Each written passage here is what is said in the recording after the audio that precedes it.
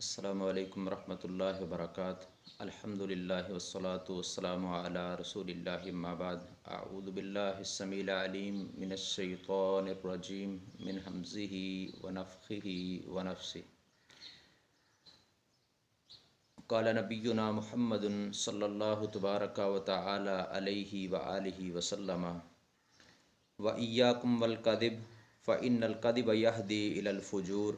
وَإِنَّ الْفُجُورَ يَهْدِي إِلَى النَّارِ وَمَا يَزَالُ الرَّجُلُ يَكْذِبُ وَيَتَحَرَّى الْكَذِبَ حَتَّى يُكْتَبَ عِندَ اللَّهِ كَذَّابًا۔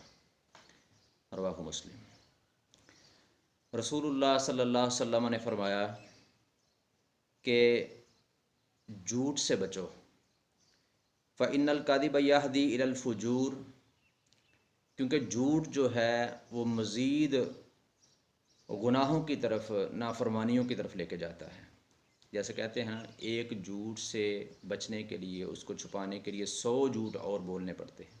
یعنی وہ کئی اور گناہوں کی طرف لے کر جاتا ہے۔ وَإِنَّ الْفُجُورَ يَهْدِي إِلَى النَّارِ، اور جو گناہ ہیں، جو جھوٹ پہ جھوٹ ہے، وہ آگ کی طرف جو ہے وہ جہنم کی طرف لے کر جاتا ہے۔ وَمَا يَزَالُ الرَّجُلُ یکذب ویتحری الکذب حتی یکتب عند اللہ کذابا، پھر ہمیشہ آدمی جھوٹ بولتا رہتا ہے اور جھوٹ کی تلاش میں ہی رہتا ہے، حتیٰ کہ اللہ تبارک و تعالیٰ کے ہاں کذاب، بہت زیادہ جھوٹ بولنے والا لکھ دیا جاتا ہے۔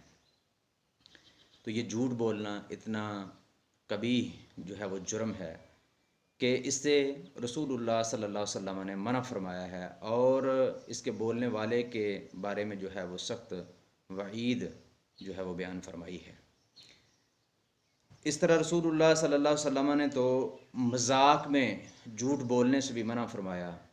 لوگوں کو ہنسانے کے لیے جھوٹ بولنے سے جو ہے وہ جھوٹ گڑ گڑ کے، لطیفے بنا بنا کے، ایسے کہ لوگوں کو خوش کیا جائے جس میں، اور اس میں صرف اور صرف جھوٹ ہو، ایسے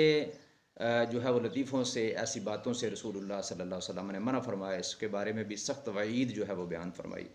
رسول اللہ صلی اللہ علیہ وسلم نے فرمایا، ابو داود میں حدیث ہے کہ ویل للذی یحدث فیکذب لیضحک بہ القوم ویل اللہ، اس کے لیے ہلاکت ہے جو اس لیے جھوٹ بولتا ہے کہ اس کے جھوٹ کے ذریعے سے لوگ ہنسیں، لوگوں کو ہنسانے کے لیے جھوٹ بولتا ہے۔ پھر 2 مرتبہ آپ نے فرمایا اس کے لیے ہلاکت ہے، اس کے لیے ہلاکت ہے۔ اسی طرح رسول اللہ صلی اللہ علیہ وسلم نے فرمایا اس بندے کے لیے جو بندہ مذاق میں جھوٹ بولنا چھوڑ دیتا ہے، یعنی جھوٹ کو کلی طور پہ وہ چھوڑ دیتا ہے، جھوٹ بولتا ہی نہیں ہے، حتیٰ کہ مذاق میں بھی جھوٹ نہیں بولتا، آپ نے اس کو، صحیح حدیث ہے ابو داود میں، آپ نے اس کو جنت کے وسط میں جو ہے ایک مکان کی، ایک محل کی بشارت دی ہے کہ اللہ کے رسول صلی اللہ علیہ وسلم نے فرمایا جو مذاق میں بھی جھوٹ کو چھوڑ دیتا ہے اس کے لیے میں جنت کے وسط میں ایک مکان کی، ایک محل کی جو ہے وہ ضمانت دیتا ہوں۔ تو آج ہمارے معاشرے میں یہ جھوٹ، ایک تو آپ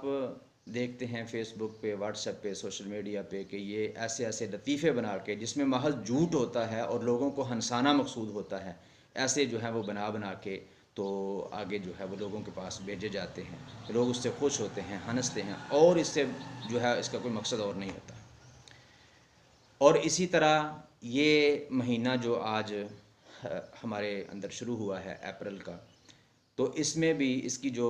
پہلی تاریخ ہے آج، یعنی 1 اپریل کو، لوگ ایک دوسرے کے ساتھ جھوٹ بولتے ہیں، مذاق کرتے ہیں، اور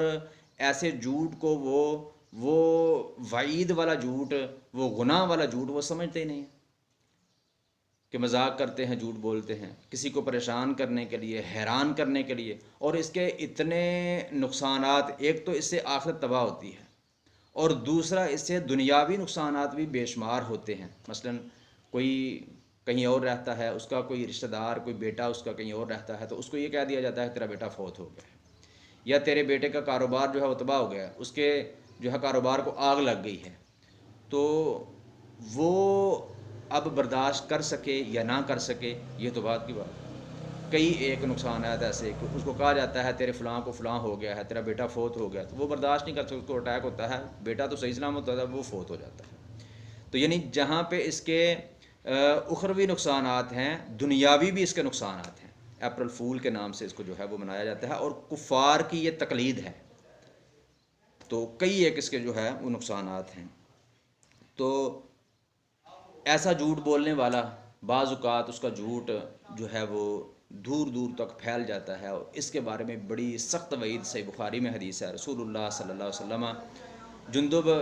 رضی اللہ تعالیٰ عنہ فرماتے ہیں کہ رسول اللہ صلی اللہ علیہ وسلم کا معمول تھا کہ آپ فجر کی نماز پڑھتے اور بعد میں صحابہ کرام رضوان اللہ علیہ مجمعین سے پوچھا کرتے تھے کہ